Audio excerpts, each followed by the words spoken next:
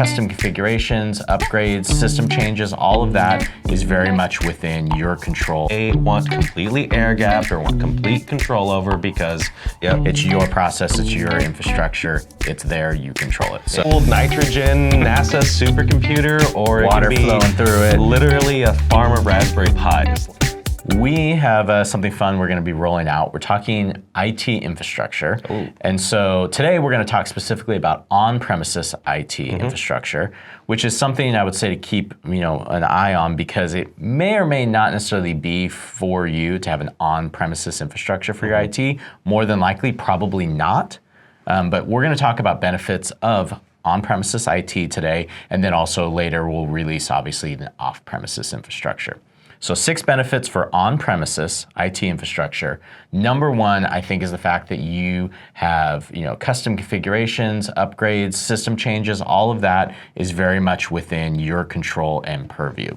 Let's kind of unpack that a little. Absolutely, yeah. If you have the metal in your building or in any of your premises, wherever those may be, you can put whatever you want in it in terms of hardware. You can customize it to be super cooled nitrogen NASA supercomputer, or water it can be flowing through it. Literally a farm of Raspberry Pis. Like, it doesn't really matter. Yeah. You have full control over that, and that's certainly one of the benefits. Absolutely. Yeah. So you decide, I don't want this anymore, I want to change to this. Fine, do it. It doesn't matter. Yep. It's your process. It's your infrastructure. It's there. You control it. So exactly. Very, very important. If you want that physical control and you want to have the overall, this is mine, I do with it what I want, then yeah, okay, maybe think about on-premises IT. What about number 2? What about all that data? The data, yes, that's one huge benefit of on-premises, and also why you see a lot of on-premises IT taking place in government. Although there's kind of less and less of that nowadays, there's still very sensitive things in government that they want completely air-gapped or want complete control over because, national security and stuff, right? And I think that's a big part, even in private industry, is that, if you really want total control over your data, and of course the hardware, as we last talked about, then yeah, you're going to want to probably have it on premises, right? Because you basically are, unless you're exposing this out to the internet in some manner, you could even basically be offline if you really wanted to. Yeah. Just locally have it basically be networked. Yeah, there's numerous times even where I've been in a large organization and there's usually like a VPN they have, and there's 2 buttons.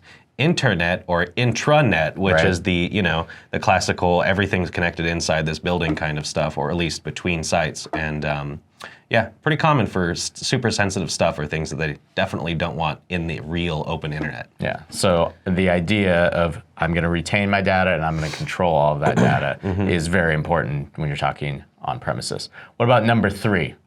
Who can access that data? Ooh, who can access the data? Well, that's the benefit of an intranet or some sort of thing that doesn't have to actually physically connect off-site or at least off to the open internet. In the event of an infrastructure outage, you can still have control and access to that. It's right there. If there's a problem, send Steve from IT down to go fix it, right? But when it comes to like being able to physically access your data, no matter what, you're not going to get better than on premises because you're in full control over it.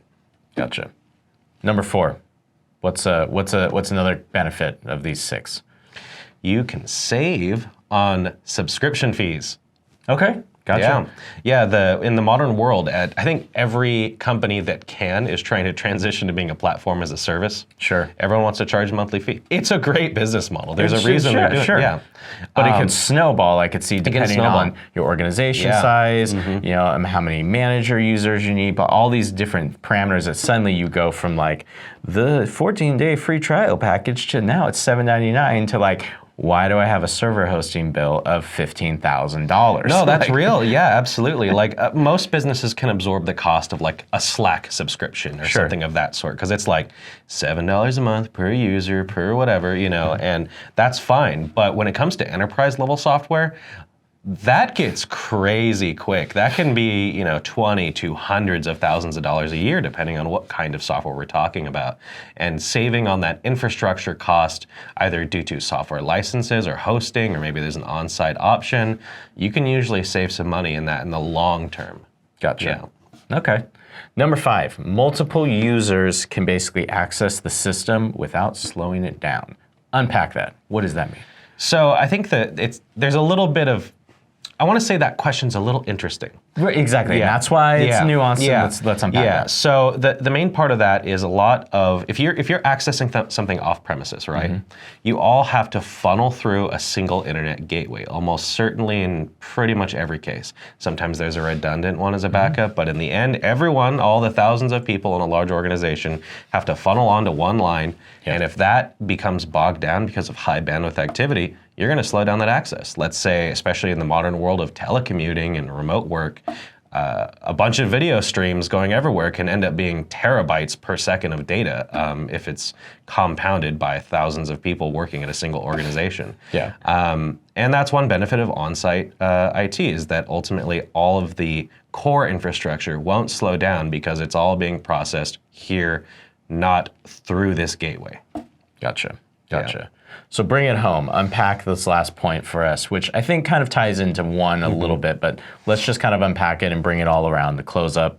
Why ultimately, as a company, the on-premises IT infrastructure is the right fit for you?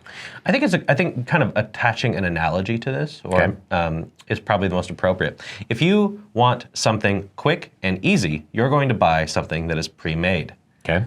But if you want to make it yourself, you're going to do the DIY option. Got it. On-premises is DIY, almost certainly in every way. Because of that, you have a lot more customizability, you know? And you can end up making it in any way you want, but the downside is you have to do it. Yeah.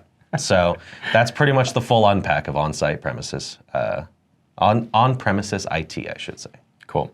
So I touched this, of course, at the very beginning, which was this may not be the solution for most, actual companies or organizations out there. But if you hit these check marks that we kind of talked about, would you consider doing cloud? Should you? Or is it like, nope, this is the way? No, yeah. To be honest, in the modern world of tech, it's oftentimes so much cheaper to go with not on-premises IT. Okay. There's very few reasons why you would need it, but if you have those reasons, it's going to be one of these six. It's going to be one of these six, and you're going to have no other option, And I think a lot of that comes down to really the data control nowadays more than almost anything else. But most people are going to want cloud hosting, which we're going to talk about next episode. Gotcha. Yeah. And I do also want to be cognizant that I said it would be one of these six and made a 4.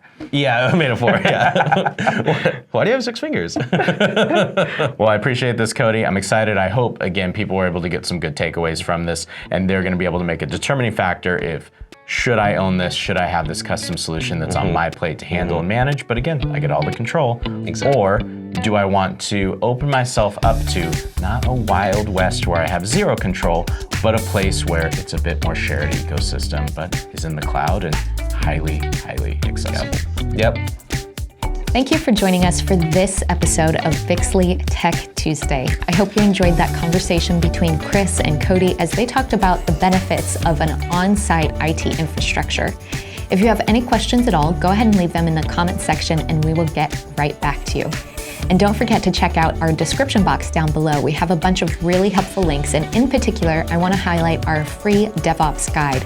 Because DevOps is so key to your IT infrastructure, this can really help you understand how important DevOps can be to your software project. And also don't forget to check us out online, Bixley.com. There's a button right at the top, Start My Roadmap, and that actually gets you a free 60-minute call with Chris to discuss your project needs. Until next time, this has been an episode of Bixley Tech Tuesday.